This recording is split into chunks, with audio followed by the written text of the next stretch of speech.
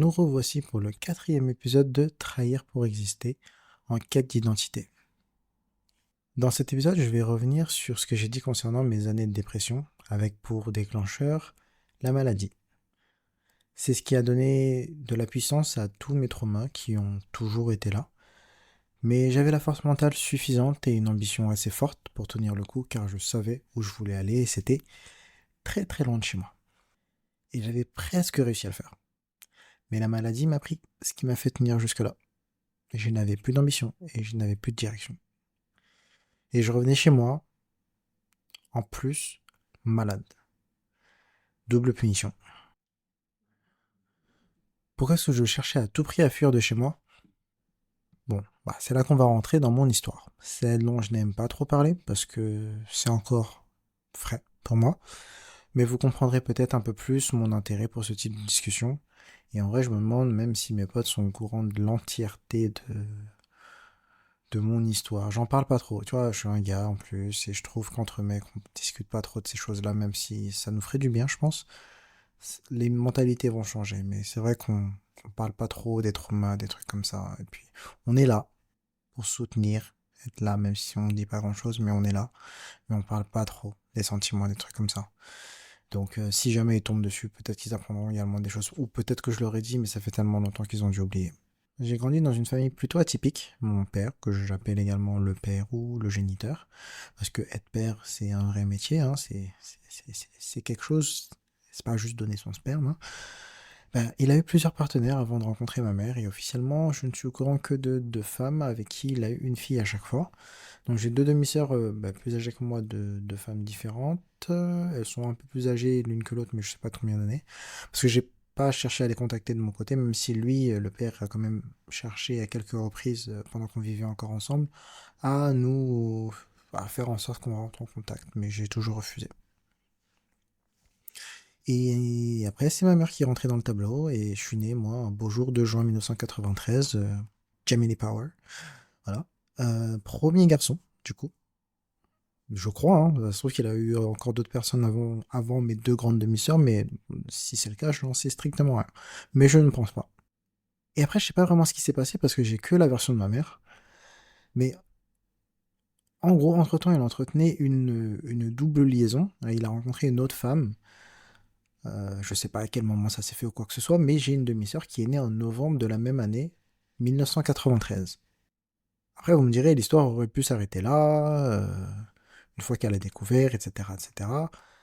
Et oui, il aurait pu, mais ça n'a pas été le cas. Donc le père a continué à vivre avec nous, tout en allant aussi dans notre famille. C'est ainsi que ma petite sœur à moi est née en juillet 1997 et que mon autre demi-sœur est née la même année, mais je sais pas quand. Elle est malheureusement née avec un handicap, je crois qu'elle est non-verbale. Euh, Ensuite, mon petit frère est né en août 1999 et il aurait dû avoir un autre enfant qui aurait dû naître cette même année de 1999, mais qui est malheureusement décédé à la naissance, si je me rappelle bien de ce qu'elle m'a dit. Donc je pense que vous pouvez commencer à saisir un petit peu le fond du problème. Et ça, c'est que le début. Bon, la suite, ce sera peut-être pour plus tard.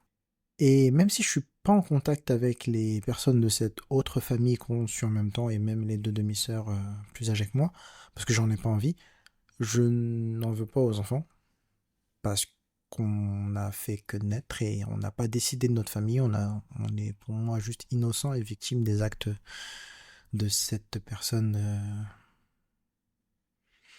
indigne d'être père. Je pense que vous commencez également à saisir de quelle façon le verbe trahir prend son sens, figurativement de mon côté, mais en grandissant dans un foyer tel que celui-ci, avec une personne bah, qu'on n'aime pas, parce que bon, c'est pas que pas juste le fait qu'il ait fait des enfants ailleurs, c'est juste qu'il n'a jamais été présent, vraiment, pour nous.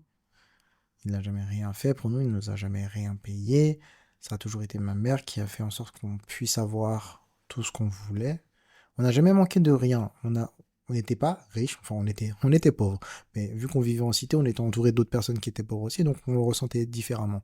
Mais quand on demandait quelque chose, ma mère faisait en sorte qu'on puisse l'avoir parce qu'elle faisait des heures sup, elle faisait des extras, elle faisait ça. Elle s'est vraiment toujours donné. L'autre, il était juste là, à mettre les pieds sous la table, à servir à rien, littéralement, parce que même les trucs qu'il aurait pu faire, c'est-à-dire payer le loyer, l'électricité, etc. Il y avait des manquements chaque fois. Mais je reviendrai là-dessus plus tard, parce que sinon je vais me perdre encore. Et bref. Et du coup, comme je le disais, bah, en grandissant dans une maison telle que celle-ci, bah, j'ai toujours voulu m'éloigner physiquement de celui. Je voulais me casser fort. Mais du coup, culturellement aussi, j'ai cherché à m'éloigner. Ce qui fait que même si je comprends le Lingala, parce que bon, moi je suis le plus âgé de ma famille, même si ma mère ne m'a pas parlé Lingala, ou elle a fait peut-être un tout petit peu au début, mais après elle a vite arrêté parce qu'elle avait peur que mon petit frère, quand il est né, en 1999, et je crois que c'était vers 2000, quand il était bébé, il a parlé le langage bébé super longtemps. Et elle a eu peur qu'il ne puisse pas parler ou qu'il parle mal si elle parlait en lingala. Donc elle a juste tout coupé à partir de là. On n'a plus de lingala. Donc elle parlait en lingala à l'autre, au père. Mais nous, on nous parlait en français. Et donc j'ai quand même eu quelques années où j'entendais cette langue assez activement. Donc je pense que ma compréhension orale n'est pas dégueulasse. Mais j'ai jamais cherché à apprendre activement la langue et je me suis réfugié dans d'autres cultures. Donc c'est pour ça qu'aujourd'hui, bah, je parle anglais. Euh, je dirais même que je suis plutôt bilingue, même si il y a toujours à s'améliorer, bien entendu. Mais j'ai aucun mal à suivre des trucs en anglais, que ce soit plutôt anglais américain, anglais British. C'est un petit peu plus complexe parfois dans les expressions et tout ça, mais voilà, je peux comprendre sans sous-titres, etc. On peut me comprendre, il n'y a pas de problème. Après, je parle également le mandarin. Bon, ça, c'est un niveau encore un peu en dessous.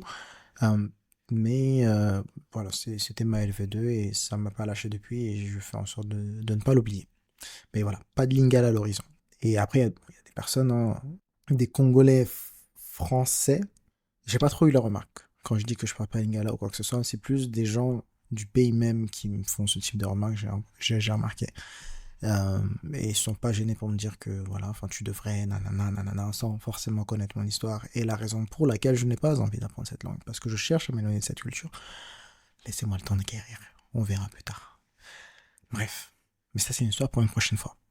Là, c'est la fin de cet épisode 4. Si ça vous a plu, n'hésitez pas à vous abonner et à caresser le like et à partager avec des personnes que ce type de podcast pourrait intéresser. Et bah, quant à moi, je vous dis au prochain épisode.